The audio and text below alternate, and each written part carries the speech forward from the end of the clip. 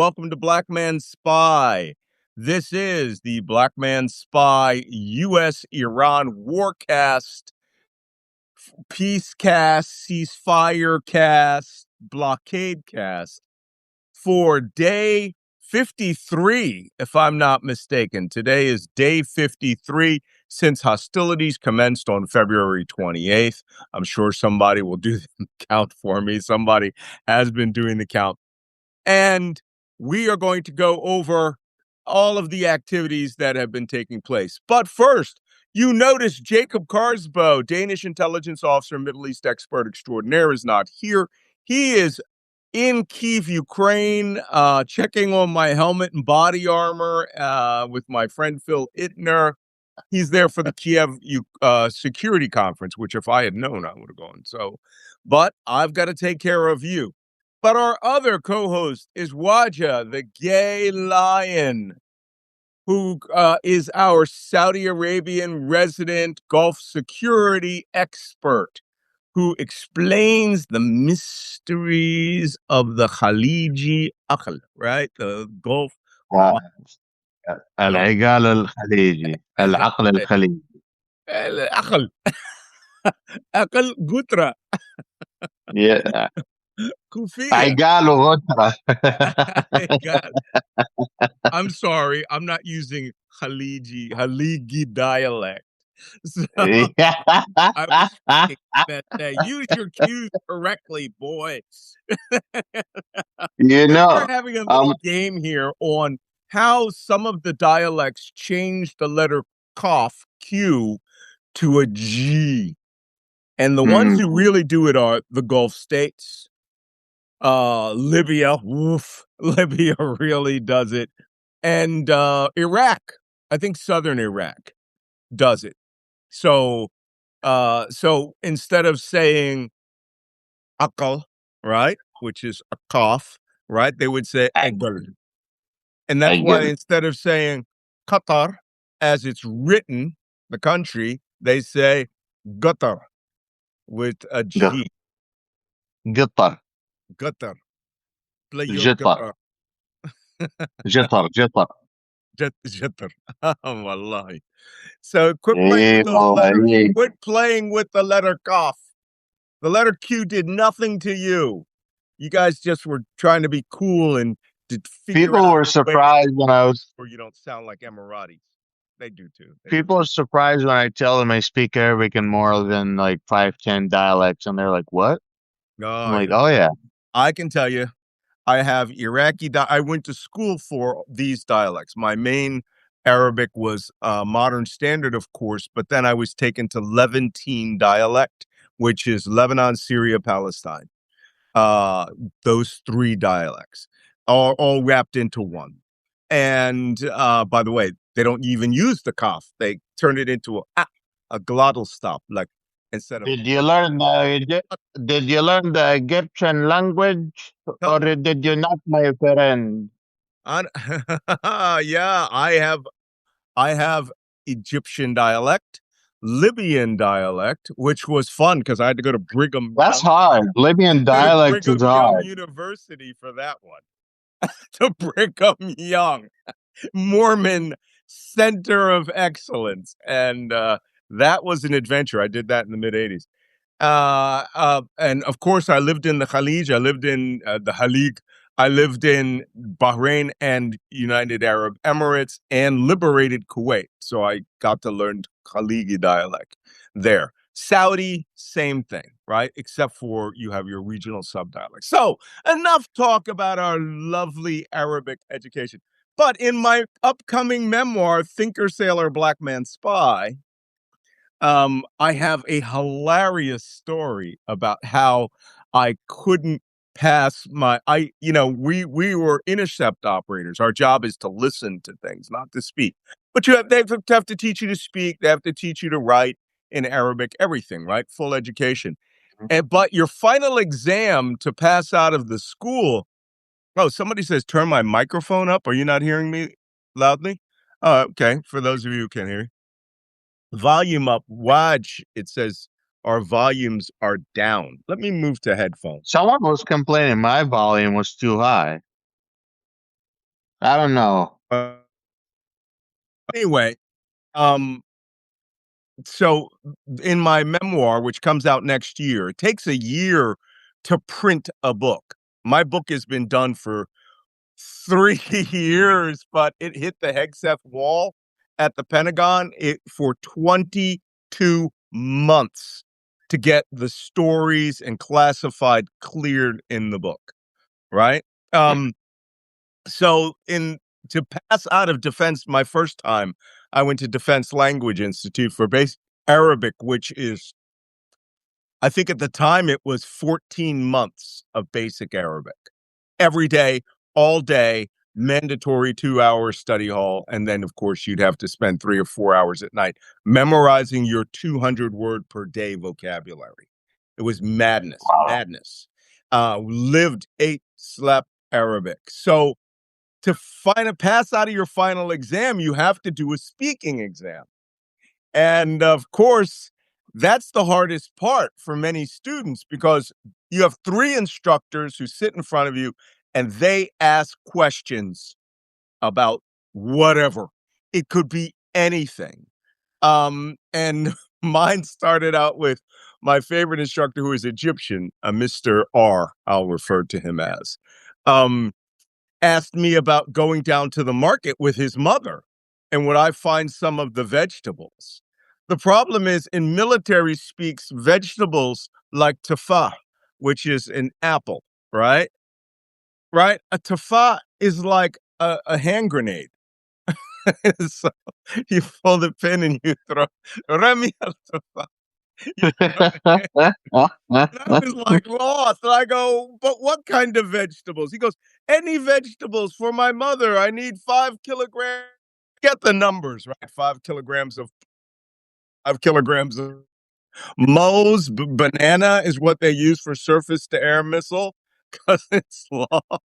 Just stupid. Anyway, I was failing my final exam when I realized I had an Egyptian, a Tunisian, and a Libyan in the same room. And my salvation was they all like dirty jokes. And I said, well, they were like, let's take a break, right? And I said, if you guys get some tea, I'll tell you some jokes. And they were like, oh, you know jokes?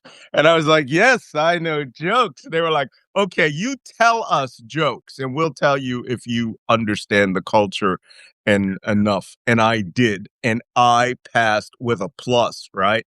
Standard plus, which I'm not going to tell you my regular grade, but I had those dirty jokes flying. And they were crying with, I did the Libyan one because they have, every culture has a character, right? Like Joha, Joha. And, he's this Joe Blow Jaha, character, Jaha, Jaha. Joha. But Libya doesn't. Libya was a general who was sort of a fool. Um, uh, is it Abu Fatah Yunus?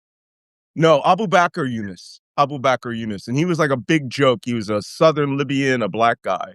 And he was like the butt of all their jokes. So I made that Libya joke. That Libyan instructor was head down, laughing, pounding on the table. And they were like, get down, you pass. You pass. But when they got the tea, when they went for teas for everybody and dirty jokes, I was like, I passed. And it's true.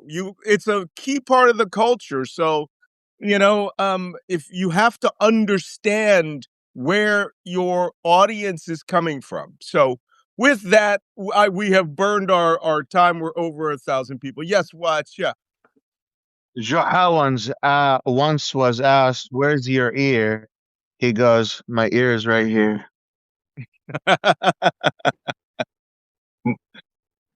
Okay.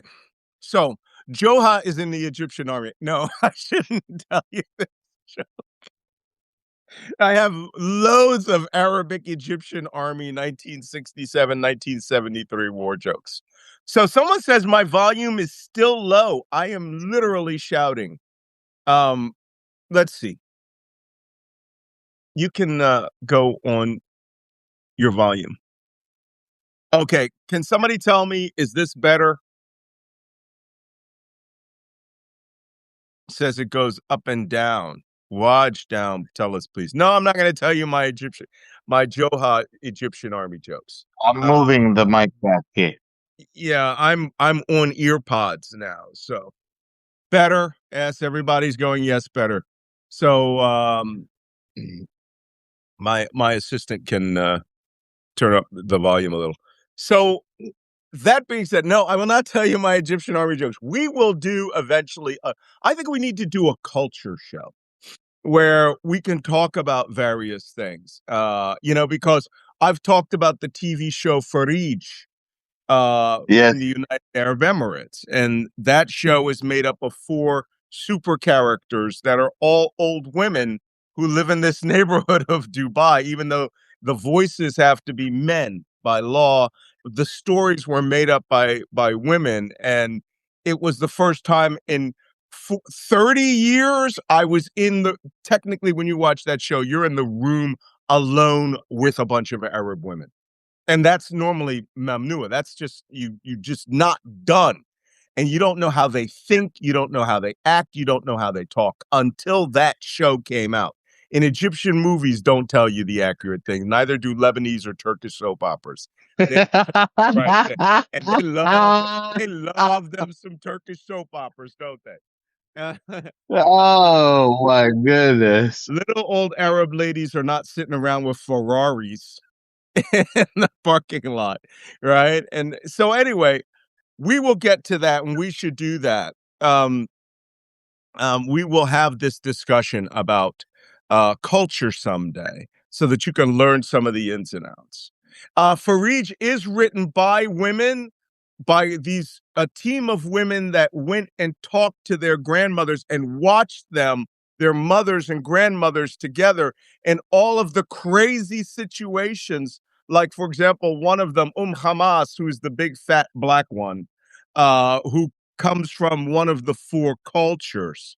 The cultures in the United Arab Emirates are Iranian, Persian. The very light one who's computer savvy is Persian. One is a Gulf Bedou, so she's like very tan. The third is Indian, Hind, right? Omani Indian, and then the Hmm. fourth is Saudi African. She's dark one. She's the one with the big fat one who's black, right? And she's like a black chick. She just Hamas is always ready to get you in. I'm going to show you guys a quick photograph of this. Um uh and we'll get started with today's work. Faridj is the name of the show, and it means neighborhood. It's like my neighborhood. uh TV show. But super in the United Arab Emirates, they refer to them as the superpowers. This is the women of Faridj. Regard. Shuf. Um these are the women of Faridj. And the one in green here, that's Hamas. Hamas! And they are Yeah, hilarious. These shows are so funny. And that's just childhood for me right there. And I told you if you go to the mall, they have Faridj characters, these big oversized Faridj characters uh at the mall that you can go take your photo with. You can get a hug from Hamas or Farid and all these things. And you can, it's just an amazing cultural integration, because you will never be in the same room with four Arab women alone if you're a man. You just won't. No. Okay. Something crazy would have to come out. And we'll talk about that Middle East culture. But the Faridj characters were in all the malls. And my late wife loved these. She would go running up to whoever character. She knew all the characters. Yeah. That's a great show. Okay. We have enough people on board. You can all hear me now. Wajeeh, it's time to talk For about the casualty casualty board? count in the Middle East for day 53. It has been updated. Yes. Al Jazeera has updated their board in particular. which is what we love to see. Oh, someone asked if the mall figures were men. Yes, by law, they have to be. What is the question? Nothing. The question was, what's the casualty count? The question they asked me was, were the mall cartoon figures of Faridge, were they men inside the suits? And the answer is yes. Ooh, Iran's number has jumped up a lot. Yes. We can start with Iran if you'd like. 3,375 people killed. There's another 2,000, I think, that they haven't reported from their military. 26,500 people injured and plus, so they're still counting the injured. 118 people killed in Iraq, and that's because Iraq is part of the proxy war of Iran, and they have been officially integrated into the IRGC defense system, so they are in direct communication. Same thing in Lebanon and Hezbollah. They all also have been linked to the IRGC defense, and so they're officially in direct communication. They have 2,294 people killed, 7,554 people injured. Israel, 26 people killed, 7,693 people injured. Palestine, 4 people killed. And then you have in the U.S. military, 13 people killed, 200 people injured, but the U.S. military has reported more than 300. Much higher. Yeah. Saudi Arabia, 3 people killed. Oman, 3 people killed. UAE, 12 people killed. The thing to note here, UAE got the brunt of the attacks from Iran. Qatar, you have 20 people killed. Yep. You want me to go to oil, or you want to talk about this for a second? Let's go to the price of oil. As we saw, the Iranians obviously are digging people out of some of the debris. 400-person jump. It just dropped 38 cents from yesterday. Otherwise, the price of oil has remained the same. Morban came up 15 cents. Otherwise, everything is about the same from yesterday. No big changes. The WTI is around 87. Brent crude is 95. The other important one is OPEC. Went up by $4, 109. Okay. So WTI is at 87. Again, I'm now using I took the ear pods off because people were also saying they couldn't hear it. So just let me know how that sounds. I am shouting because I'm a shouty guy. And my Wi-Fi here is brilliant. I mean, it's like TV level capable. So, that being said, we've got these updates on the casualty counts. Now let's go to what's actually happening in the war. As you know, there is the tit for tat war on the blockade occurring in the Strait of Hormuz. Unfortunately, let me see if I can find the photograph. I can't use the monitor behind me today because I'm using the laptop due to the connectivity problems. But um, there was a great cartoon meme on the internet that said, has Trump, like Professor Trump, mad crazy scientist with bug eyes, and it says block plus block equals unblocked. That was the quote from the Russian. That was a quote from a Russian representative. I forgot who it was, but that's what he tweeted. Yeah, block plus block equals unblock. It doesn't work that way. It's the blockade is blockading the blockade. That being said, the activities for today, the significant activity is, first off, and we'll talk about this later because there's just too much to go through. The Islamabad peace conference? I don't know. Is it on? Is it off? Is it going? Is it not going? Halas, who's to know? It's too confusing, right?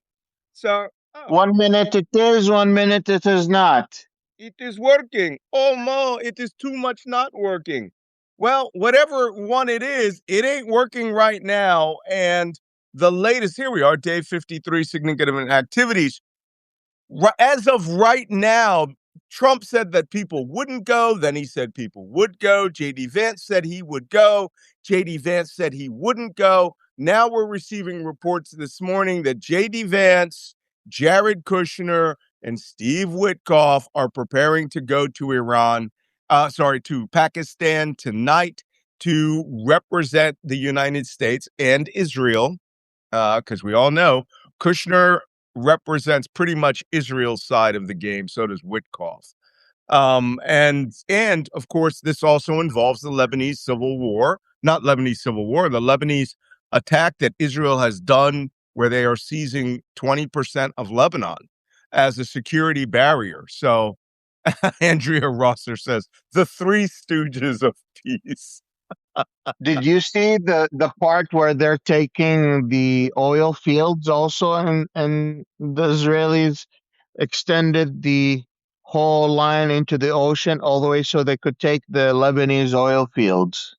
No, I haven't. But there are natural gas fields north at Rosh That the natural gas field, that's what I'm talking about. and there's natural gas fields off of Gaza. They already have platforms out there in the natural gas field. Just north of Zakim Beach, which is, I've been there, literally at the North Gaza Israeli border, about 5 kilometers north of that is a major natural gas power plant there. And they also have pipelines going out into the ocean, which is bringing that gas back. So, yeah, Israel is not just a military power. They are attempting to become an economic power. And if, taking everything to the Litani River and below improves their energy situation, they'll steal it. I'm sorry, but I hate to keep saying Israel. Netanyahu. These are two very different animals. So it is about major theft in some of those instances. So let's go on for what we have today. How do I keep turning the page on this book and forgetting all of today's activity? I just had day 53. Oh, there it is. I got to cross out a previous day. It's confusing me. Today's significant activity is one, the activity in the Arabian Gulf. Oh, Wajeeh, where did I lose you? Halas, Wayne. So I just lost Wajeeh. I'm going to add him back. He probably pressed the wrong button. There he is. Mauritania. Okay, I invited him back. He should pop back up shortly. So the significant activity in the Strait of Hormuz cast a Everyone's Sure, son. What did you do? everyone's complaining I'm loud. Am I still loud? I hear you perfectly. And I keep hearing people say my mic volume's low. Everyone is seeing it as loud.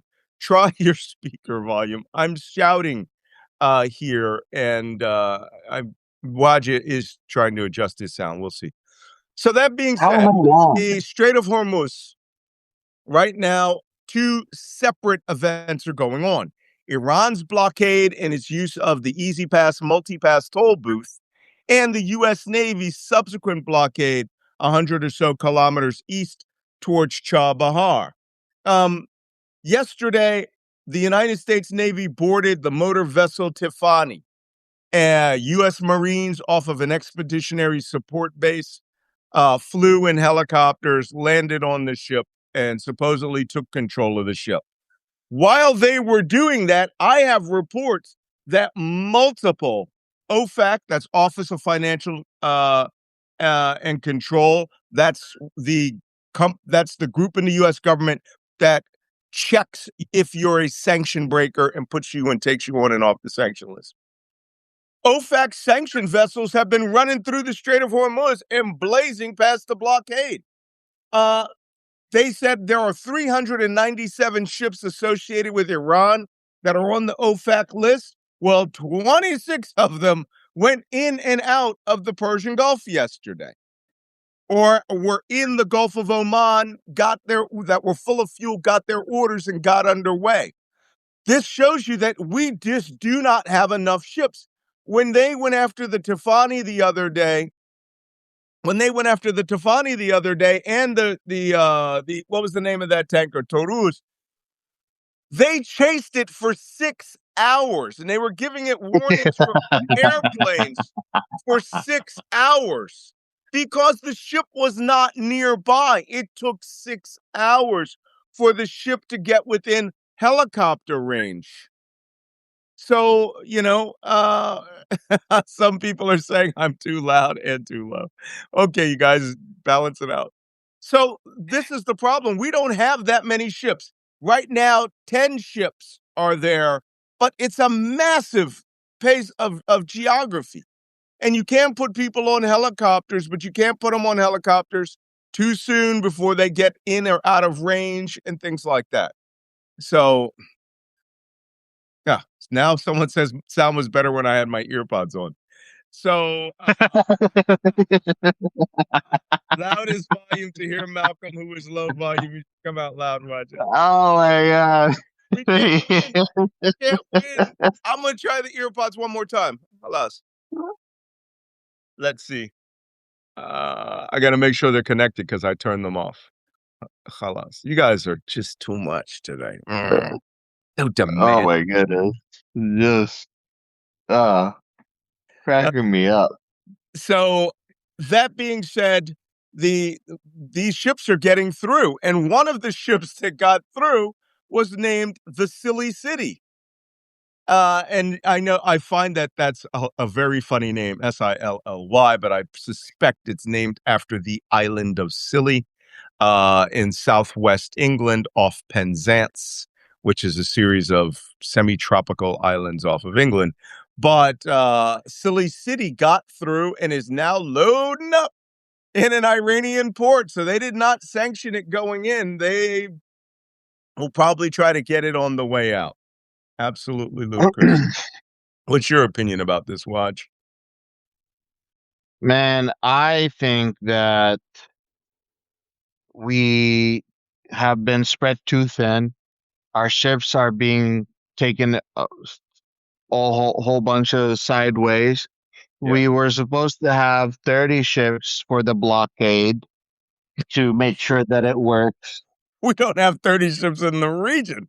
We don't have 30 ships between the Mediterranean and the Indian Ocean. That's but we only have like 14 ships to do the whole blockade.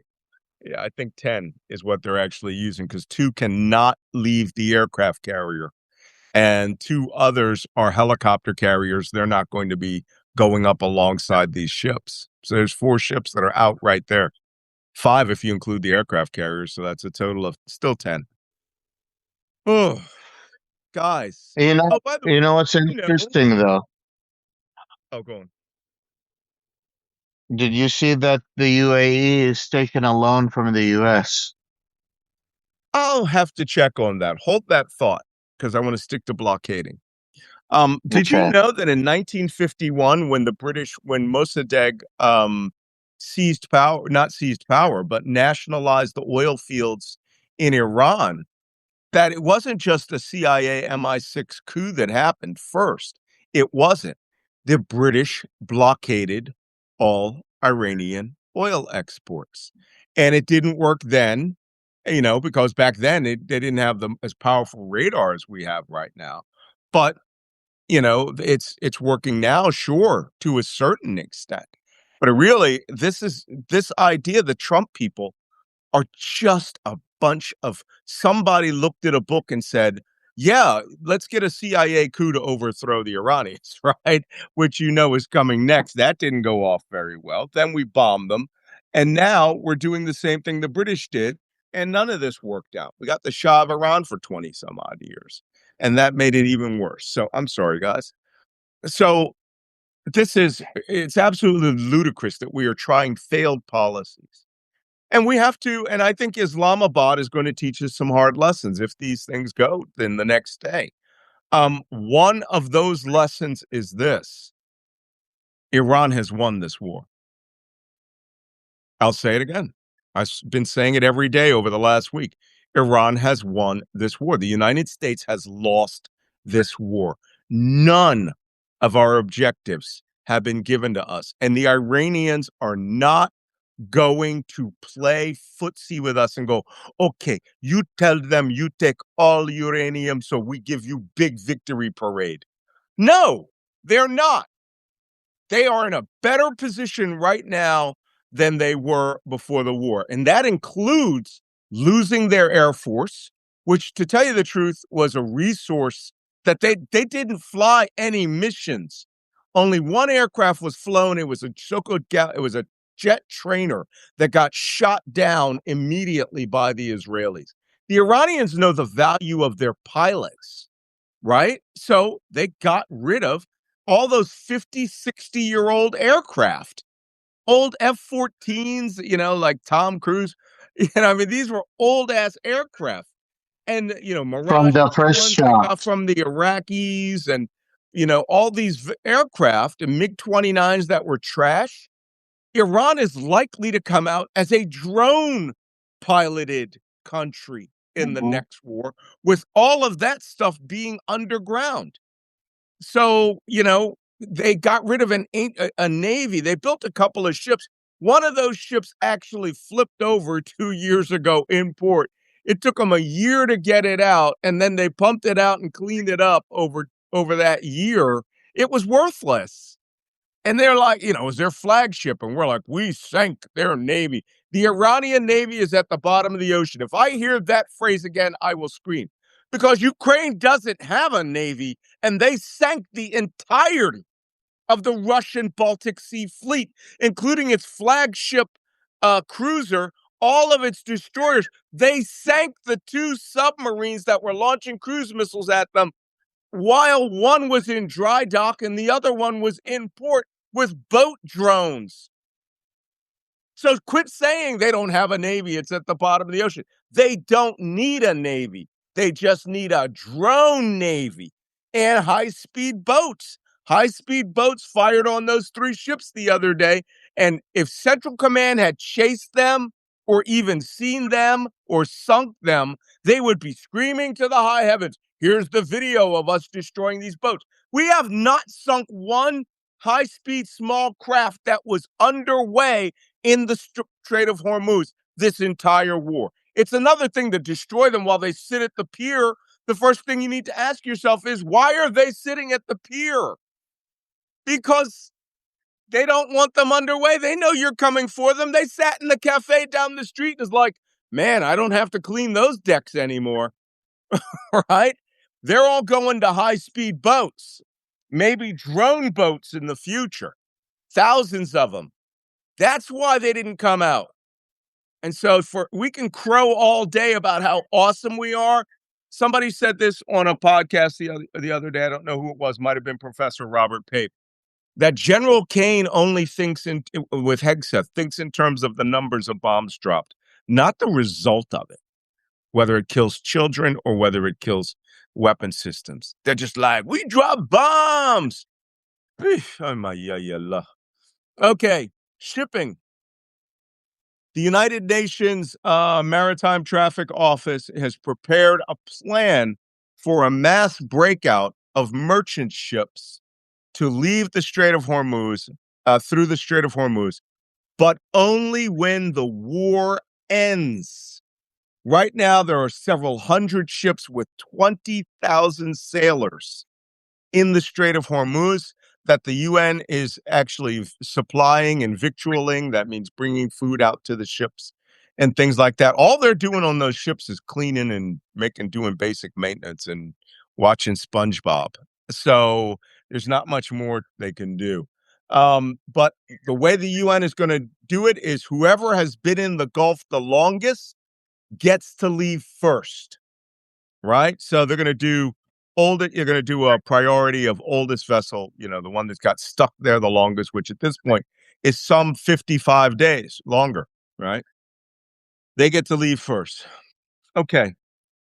And finally, believe it or not, this is a very slow news day. And look, we're almost done with the hour. There appears to be a power struggle in Iran.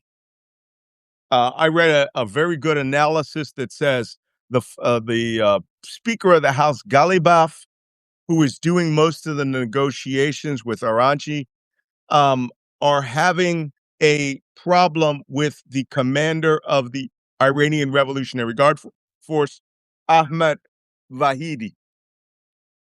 Ahmed Vahidi is the now commander of the IRGC, and he has access to Ali Khamenei. Hmm.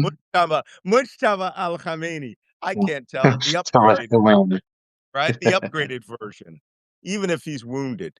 That means that the IRGC is calling the shots, and Vahidi does not want a negotiated solution where Iran gives up anything, particularly the Strait of Hormuz. It's your turn to talk, Waj. The supreme leader at the moment, and before he was injured, and before he was the supreme leader, he was always close to the IRGC. He was always close Yeah, to the intelligence community. He fought the war, the Iraqi Iranian war when he was only what 16, mhm. um, 17. maybe Yeah, young.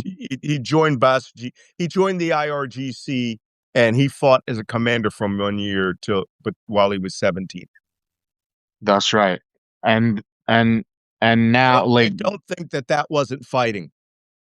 The Iran-Iraq War was 2 million men beating each other to death. my economic professor is Shi'i. I even though we don't get along very well, but he was Iraqi, Yeah, and Saddam Hussein sent him to fight, and it was trenches war, trenches. Yep. meaning like it gets at night and you're in the trenches and the person next to you, you don't know if this person is Iranian or Iraqi, and you're waiting till the next morning to see whether you have to kill each other or That was whether a you serious war. It was as big as the war in Ukraine. And yeah. they had the same thing. They had the war of the cities where they were launching Scud ballistic missiles into each other's capital. Tehran and Baghdad would just randomly ballistic missiles would fall from the sky. So when you say that Mujtaba Khamenei at 17 was on the battlefront in the Iran-Iraq war, son, I mean, that was a war. So give him That's his some serious props. shit. That will set him for life, thinking about how he did that. Oh, by the way. So go on. So Mushtaba has the military experience on the battlefield, has a connection to the security forces because of his father, and then he's kind of been isolated away from the General Assembly and isolated away to begin with from the general people. That's why he's already, you could say, I would say, on the far right of Iran's ideological um, line, just to start with. They have already sidelined anyone who's in the moderate, who could be a moderate Khomeini. They have taken them all out and put them on the side and said, "No, Habibi, we won't have you. We need the most extreme person." So one, two. You already talked about the John Wick effect. Yeah. And Mhm. even if he's in the bedside, even if the reports say he might have lost a leg, losing a leg doesn't stop you from making hard decisions and understanding what's going on in the battlefield, Yeah. and and having hard commands and demands. And when the IRGC, the only voice that has access to you, you could see how it is maximist ideology. And you, on the other hand, you have Trump, who is Mhm. not looking to back down and who also has a maximist ideology. And that's why I feel like when we are bringing this into a prisoner dilemma, we keep getting into the most worst decision making, where both sides choose to rat each other out and spend extra time in jail. Yeah. You And know, you made go an ahead. allusion to the John Wick effect. They didn't kill his dog. They killed his wife and they killed his daughter.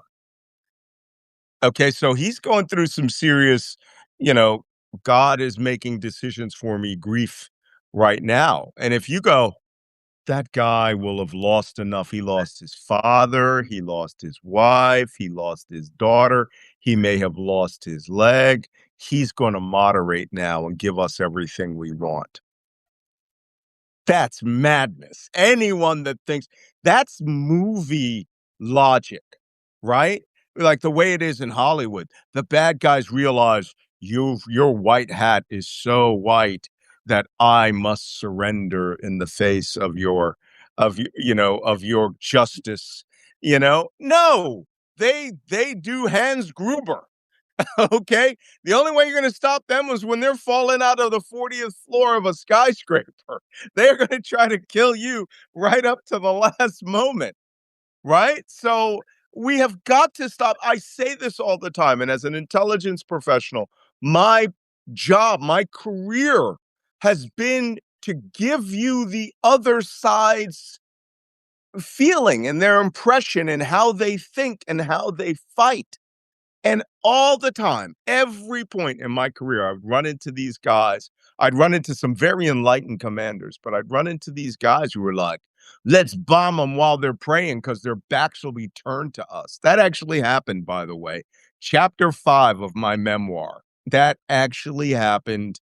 Lebanon, 1983. I was personally called and asked what time Muslims pray because they wanted to do an airstrike during that time, thinking that Muslims would be turned to the southeast with their backs to the ocean. I said, that's some stupid racist stuff, right? Guess what's happened? Guess what time we launched the airstrike? And I said, the Quran says if you're in Rabat, if you're standing guard, you are obligated to keep facing the enemy, and then you take turns one at a time and go off to pray. These That's right. people are, I That's go, right. come on, I'm trying to give you. Nope, we did an airstrike on the basis of that stupidity. So, that being said, so what do you think about the Galibaf versus Vahidi crisis? I mean, the IRGC are going to win, but does that mean the war's going to restart? Good question. I think there's a very good chance the war might start. There is some talks that the IRGC Supreme Leader might have authorized another peace talks, but then I have heard that go back and forth as much as I've heard the Trump administration go back and forth on the peace talks in Islamabad. And to me, that just signals that there is a huge disagreement in both sides of the aisle, in the Iranian House and the Iranian Shura and in the American White House. They're all disagreeing about what they want to do. There are some hardliners that want this war to continue and choke the American regime until they come to their knees and apologize. Mm. And there are those, and the Iranians are just begging for an end to this war and coming to a peace talk. Meanwhile, in the United States, the U.S. Congress is held hostage by the Trump administration Mm. and controlled by the GOP. And in the meantime, no one is able to stand up and tell him he's doing something wrong and needs to step down or back up. So he's going all in and is saying, "I'm gonna bomb the hell out of you if you don't come to the peace talk table." And I'm like, what is this? Someone was asking me what is the next president is supposed to do. I'm like, go on a apology tour. Like Look, that's I've said this. I said this on a recent podcast. If I could get rid of one movie and eliminate it, Thanos like from the memory of everybody in the U.S. government, it would be the movie 300. because they're all thinking they're King Leonides and are going to kick the representatives of Persia into the giant pit. This is Sparta, and it's like the fuck, and with the hot wife standing behind you, going, "Yeah, go ahead, kick them Negroes into the pit." It's like, where do you people come up with this? They outrank you. They have more cultural intelligence about us than we do about them. They do not fear us. They fear Allah only. Right? So we've got to deal with that. We've got to step it up this morning. It looks like I'm low on power. I'm going to turn off my light and connect myself to a battery for some strange reason. I guess that 6 hours of charging didn't help. So, watch, that's it. We will see who shows up tonight. We'll see who shows up tonight. And if it's Jared Kushner, then this game is off. Okay? This game Oh, is they're sending Jared Kushner. Oh yeah, you think, they're definitely yeah. sending. Oh yeah. Well, I mean, the thing is, So, but look, these people have orders to come out with a win. They have orders to come out with a win. What's the win? What do you think? What is the one thing that they can get out of them that the Iranians would that Trump could say, "I've got my off ramp. We've got a peace. Strait of Hormuz opens. I'll remove the U.S. warships." Right? He won't. He won't. By the way, he won't remove those warships. But I'm pretty sure Iran's not going to ever let a U.S. warship back in there. And if they redo it, then you're going to see shooting start. We'll go back to the regular war. What do you think?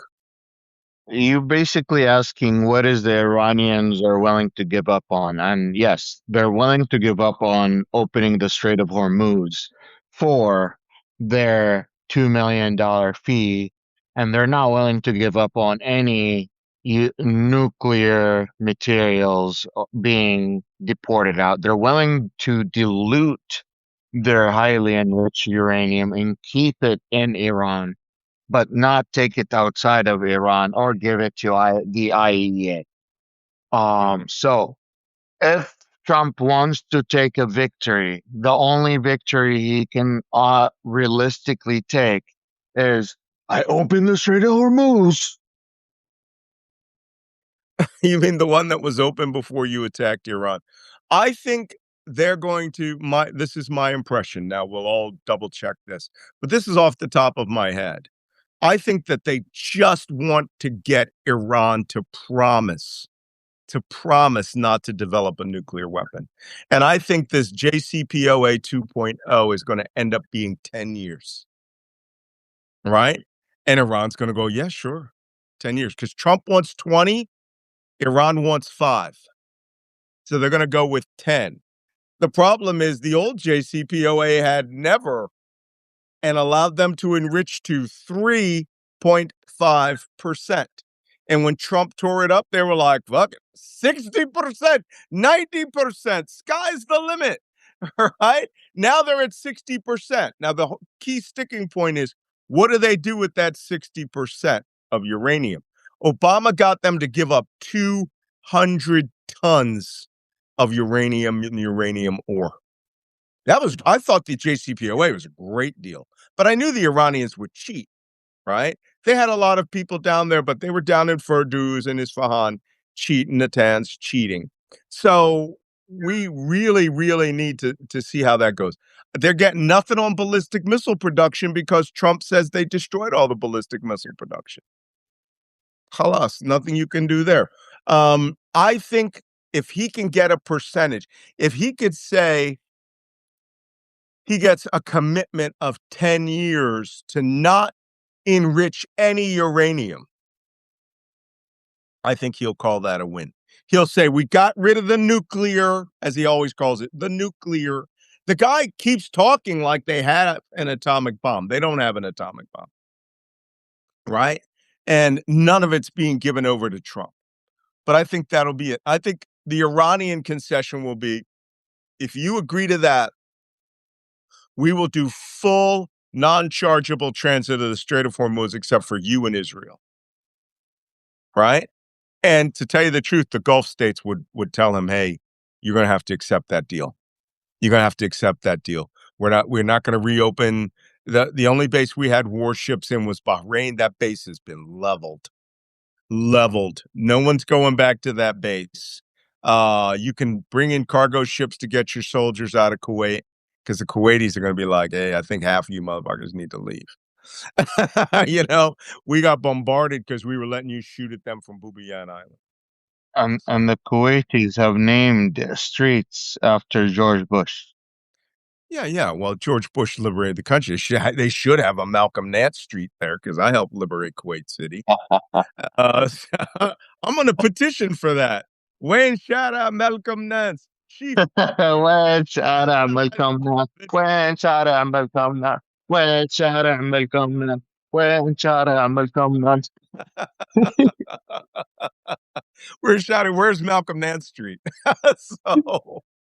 But I got my gifts when I liberated Kuwait City. These kids came out and gave me a rose water dispenser, and they said, thank you for liberating us. I was like, oh, I cry.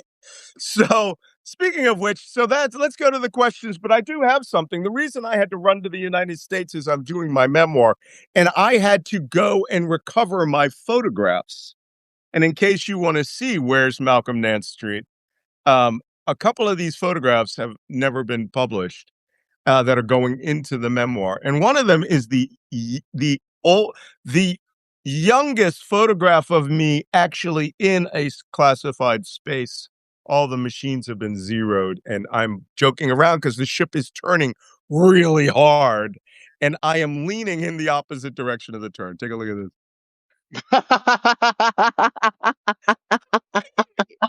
No, bring it out back. Bring it out back. Let me see that again. Oh my God. That's a baby. And speaking of liberating Kuwait, this is me when I captured a Silkworm missile battery. Yes, in Kuwait City. This isn't a girls' school in Fahahil section of Kuwait City, and I have a bunch of other photographs of me mugging around, but I have 16 that have to go into the book, and those are some of my war photos. I have boatloads of war photos, but that's, by the way, did anybody notice? That's a Polaroid. Yeah, that is a Polaroid. That's back in the old days before cameras were made. 1995. I was 19 in that photo, I think. That's Beirut, by the way. Welcome aboard to Middle East terrorism the day before the American embassy was by. I got loads of photos, and you will see there will be some pre-readings for select readers of the Malcolm Nance Substack, and I've got to get a hold of my former division officer, Montel Williams. So, Montel, if you're listening, I need you to write the foreword to my book. He worked at NSA with me, and great guy. Oof, God. When I saw that guy in the hallways one day, I was like, damn, who the hell is that? That guy's got his shit squared away.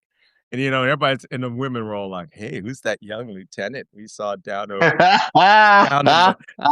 the cafeteria looking fine? I'm like, damn, yeah, that guy looked good. I was like, holy shit.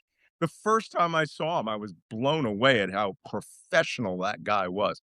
And I didn't know that he was a Marine. He had gone to the Naval Academy prep school, then went to the Naval Academy, and he came out and he didn't go into the SEALs or something else. He became a cryptologic officer and learned Russian. Great guy. I mean, and then a few years later, I come into my division office and there he is, my division officer. So let's go to the questions. First, Vladinator asks, do you recommend any books about Middle East culture?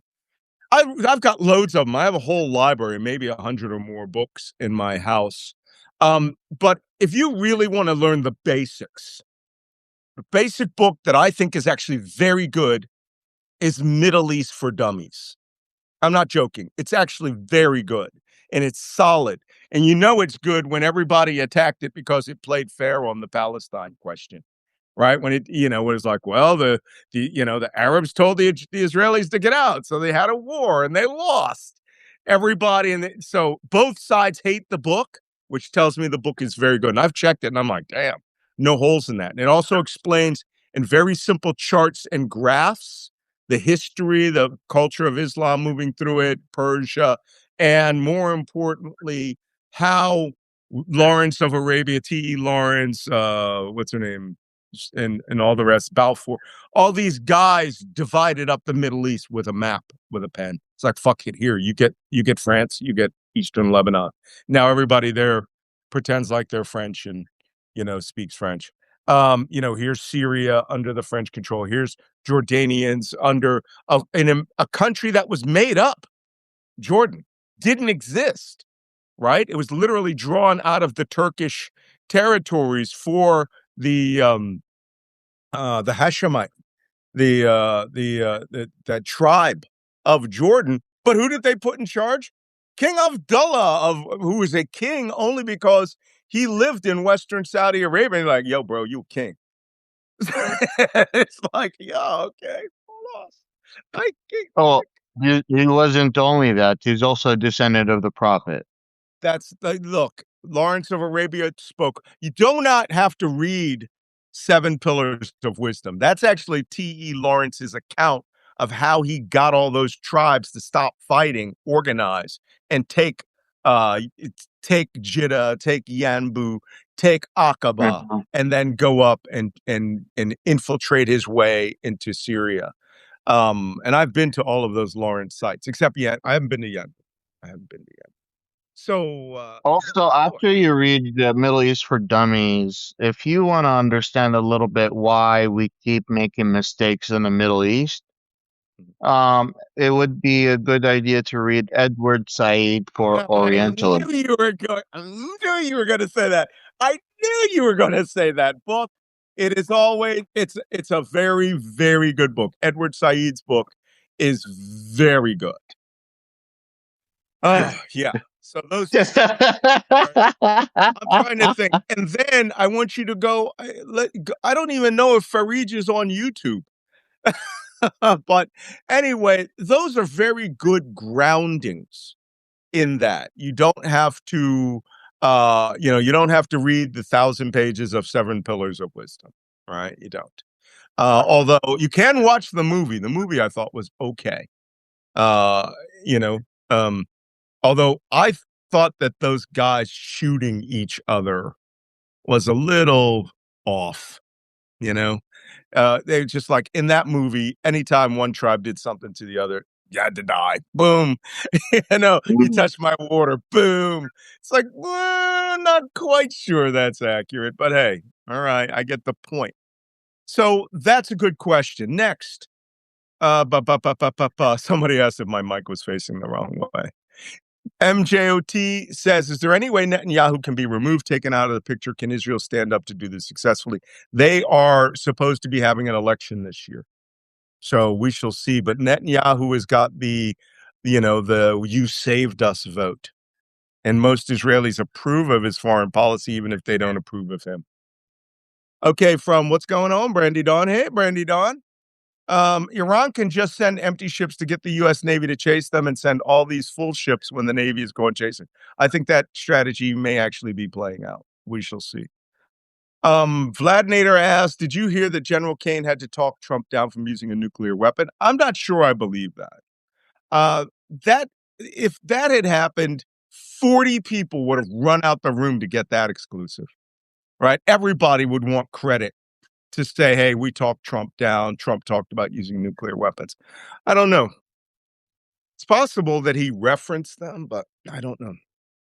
Malakopolis says, between Iran and Ukraine, the era of the superpower is over. Neither the U.S. or Russia have been able to show actual military supremacy, and that is very true. What you are seeing in Ukraine and Iran is asymmetric warfare. The weak power using the strengths of the big power, and as I like to say, they are dancing between the raindrops. They are missing. You may get some punches in, but nothing like what they can inflict on you. When 13 soldiers is the number, Donald Trump is like, that's it. We cannot have another casualty die, because that means I'll have a higher number than Joe Biden, right, on his last day in Afghanistan, completely forgetting about the 4,000 soldiers that died in Afghanistan. The number 13 is in his psyche now. And remember how I said foreign policy, mental illness is foreign policy. Hey. Daryl Anderson says, does the ceasefire end tomorrow? I guess we're going to find out tonight. It's technically, today's Tuesday, right? It's technically supposed to end Mhm. at 20 hours Eastern time tonight. That's 8 p.m. Eastern time tonight. We shall see. Uh, Jay asked if we can explain if Russia is supplying and buying weapons to and from Iran. Not right now. The I think that Iran will now be on the market to buy the Shahed drones that Russia is making on contract in Russia called the Jiran 2 drone. What do you think? Center Command is claiming that the ship that they stopped yesterday or the day before yesterday and used the 5 millimeter the five 5-inch round gun. the 5 inch gun and to hit they said that that was from China with It was from materials China. to build ballistic Sure. missiles for missiles for Iran. Mm-hmm. Yeah. Okay. You stop that ship when this war ends in a couple of days or whenever. There's going to be 30 of them ships coming. 30. All right. These guys What just I do was not know trying how to to. say is that Yeah. there is effort by these two countries, Russia and China, to support Iran directly or indirectly, trying to avoid the public image, trying to avoid to piss off the Mm-hmm. United States, but also they are supplying them with Russia is supplying Iran with the latest satellite information that they could give them. Iran is giving China is giving them supplies. Mm-hmm. Yes, they are involved, but not in the way you're thinking. Okay. Joanne asks, on our Three Stooges negotiating team. Joanne, you getting big props for that. And I give big props for anyone who will go onto Chat GPT and generate that Three Stooges photo for us. You know it'll be on, or the Iranians will have a Lego video out tonight. I don't know if you guys have noticed, Iran's putting out 2 to 3 of those Lego videos a day. These rappers are just staying in the studio and they're bangers. The comedian from the Daily Show said, he goes, how do you go from being the evil empire to being the top 10 songs on my Spotify playlist? He goes, these songs are bangers. And they are. They're Uh, good. Some of the music is really good, even if you don't agree with the propaganda. Okay. So when I'm going to skip Rose, I'll get to your question tomorrow. I'm going to let Wajeeh do something on that. Right? How the population groups. Oh, he won't be here tomorrow. All right. So we're going to talk about the population groups are represented in the Iranian parliament. There are more than Sunnis, Christians, and Shias. You have what are the Kurds? Are they Zoroastrian or Yazidi? the Kurds go back before the Islam and before Judaism. Yeah, I Um, think it's Zoroastrianism. Hold on. the Ismailiyin, we call them. Yeah, you guys call everyone that came after the Caliph Ali and Ishmael, right? Yes, I keep telling people, right? The majority of Kurds are Sunni Muslims, mostly adhering to the Shafi sect. However, yep, Yazidism. Oh my God, one of these days on a paid subscriber, I will tell you a story that's in my memoir about Yazidis, that Saddam used Yazidis Oh my as God. torturers. Mm. And what he would do is that an average Shia or Sunni Muslim could not be in the same room with these guys because they felt that their souls were being, and Saddam did this deliberately, that if they touched you or they interacted with you, your soul would be taken by the devil. And boy, oh boy, have I got a freaking story about that. Yikes. Uh, grown-ass men hauling ass. It's just trying to get away from the Yazidi influence. Adults with one guy had a doctorate. There's crazy stuff. There's so much crazy stuff. My career is like a bizarre version of 1001 Arabian Nights. I've got reams of nutty stories in there. Zoroastrianism, Judaism, Christianity. That's Yazidism has elements of all of those. And they believe that Yazidis interact with Shaitan, with the devil. I'm telling you, I learned some things when I was young. Okay, that's it for the questions. Orientalism by Edward Said. Yes, that is the name of the book. It is a very good book. Am I doing a book tour? Lies asked that. Yes, I will be doing a book tour. I'll be doing an international book tour. And and there will be, I'm sure, book specials right here so I can have signed books to you guys. There's what, 2,100 of you right now. So I will keep you informed. The book is done. It took, like I said, it took 2 years to be cleared by the National Security Agency, the Central Intelligence Agency, the Defense Intelligence Agency, Joint Special Operations Command, and the Office of Naval Intelligence. Then the Pentagon got its little hands on it, and it probably sat on Pete Hegseth's desk for 12 months, 14 months. The first 10 months it went through those other agencies. So, but they cleared a lot of the stories I thought would never get cleared. They were like, yeah, it's past 25 years. You can go ahead and do that. And 4 of the countries don't exist anymore, right? So cool, crazy stories. You will learn a lot about how NSA does things. Okay, with that is the end of the program. We went over again 10 minutes. Wajeeh, you have any parting thoughts? Are you going to tell us about your presence tomorrow? Well, we just we'll be busy tomorrow for self improvement reasons. Self-improvement. He's the he's having a spa day. Yeah, I'm having a very nice spa day tomorrow for to relax. The UAE has asked the US for loans, and they are leaning on the de-dollarization as a Hmm. side of, hey, you gotta give me money now. The whole world is stepping away Or from you. I'll start accepting yuan, right? Yes, It's exactly. blackmail.